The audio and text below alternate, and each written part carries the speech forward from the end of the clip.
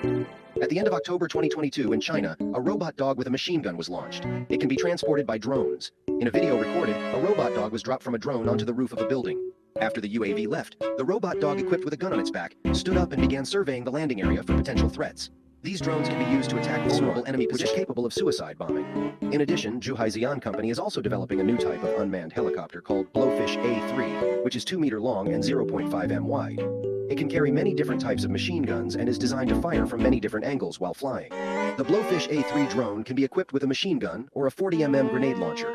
The detachable tail structure of the UAV helicopter makes transportation and storage extremely convenient. China is one of the largest and most comprehensive robotics industry ecosystems in the world. Philippines. Kinatatakutang bahagi ng ating alamat. Nahahawig daw sa kambing na walang sungay. Ang tenga, sinlaki ng palad ng tao.